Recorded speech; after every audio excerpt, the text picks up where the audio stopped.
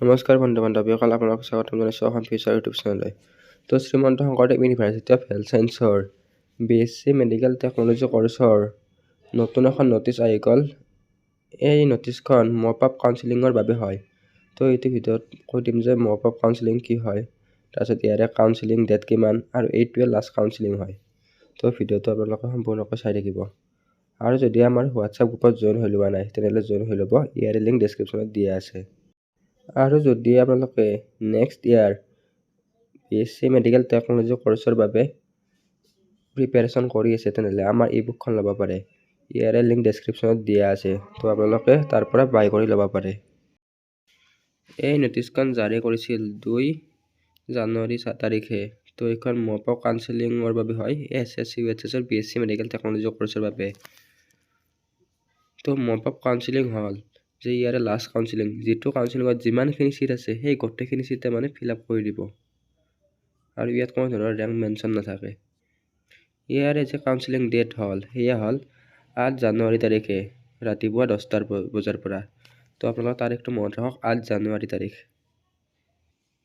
আৰু ইয়াৰে যি PDF সেইখন আপোনালোকে আমাৰ হোৱাটছআপ গ্ৰুপ বা ইয়াৰে SSC UHSৰ ৱেবছাইটত পাই যাব। তো ইয়াতে কলেজৰ নাম, তাৰপিছত কৰ্চৰ নাম আৰু কিমানটা চিট আৰু কেটেগৰীবিলাক দিয়া আছে। তো আপোনালোকে এই নটিচখনত চাই ল'ব পাৰে। তো GMCHত 5টা মানে কৰ্চ খালী আছে, তো টোটেল চিট কিমান আছে চাই ল'ব। আৰু কি কেটেগৰীৰ চিট খালী আছে সেইটোও চাই ল'ব। তাৰপিছত AMCত 3টা কৰ্চৰ চিট খালী আছে। তাৰপিছত শিলচৰতো 3টা কৰ্চৰ খালী আছে। তো যোৰহাটত আছে 2টা কৰ্চৰ চিট খালী। তো আপোনালোকৰ ইয়াতে লিখা আছে কি কেটেগৰীৰ বাবে কিমানটা চিট খালী আছে। তো আপোনালোকে এইটো PDF হোৱাটছআপ গ্ৰুপতো পাই যাব। এতিয়া মপ আপ কাউন্সেলিংটো আপোনালোকে কি জানিলে, ইয়াত কোনো ধৰণৰ ৰেংক মেনশ্যন নাথাকে।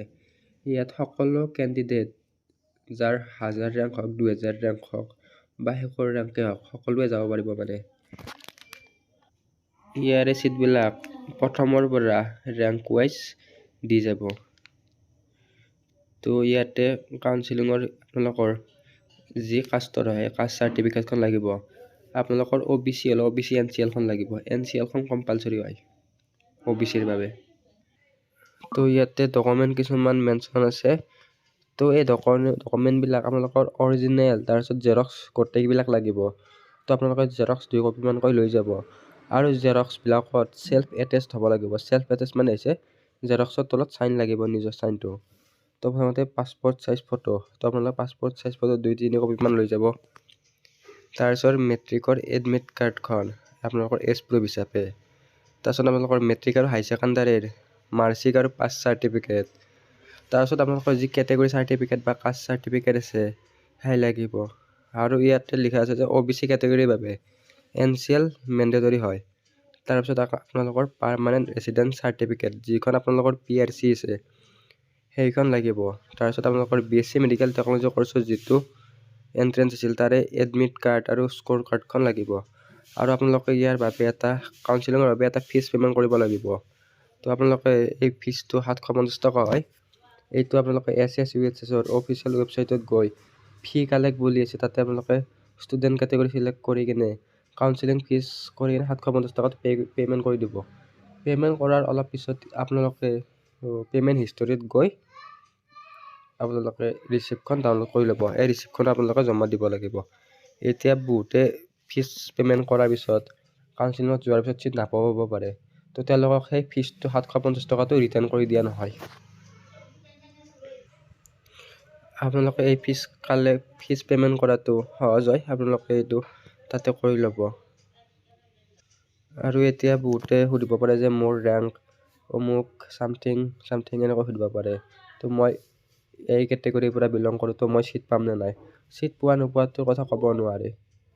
তো আপোনালোকে কাউন্সেলিঙত যাব পাৰিব। কাউন্সেলিঙত সকলো কেণ্ডিডেটে যাব পাৰিব। আপোনালোক SC ST OBC যি কেটেগৰীৰ হয়, আপোনালোক যি ৰেংকে নহওক কিয় আপোনালোকে কাউন্সেলিঙত যাব পাৰিব। তো আপোনালোকে কাউন্সেলিঙত গৈ চাব, কি হয় দেখা যাব আৰু। তো যদি কোনোবা কেণ্ডিডেটে ইয়াতে চিট নাপায় তে আপোনালোকে টেনশ্যন ল'বলগীয়া নাই। আৰু ইয়াৰে কেইদিনমান পিছতে যি ডিপ্ল'মা ইন পেৰামেডিকেল লেভেলৰ ছেকেণ্ড কাউন্সেলিং সেয়া হ'ব। তো তাৰ কাৰণেও আপোনালোকে চিট নাপালে ৱেইট কৰক, আৰু যেতিয়াই বেলেগ নটিচ দিয়ে সেইবিলাক নটিচ পাবৰ কাৰণে আমাৰ চেনেলটো ছাবস্ক্ৰাইব কৰি কাষত থকা বেল আইকনটো অন কৰি থ'ব, আৰু আমাৰ হোৱাটছআপ গ্ৰুপটোত জইন হৈ ল'ব। এইটো ভিডিঅ'ত এইখিনিয়ে, ধন্যবাদ।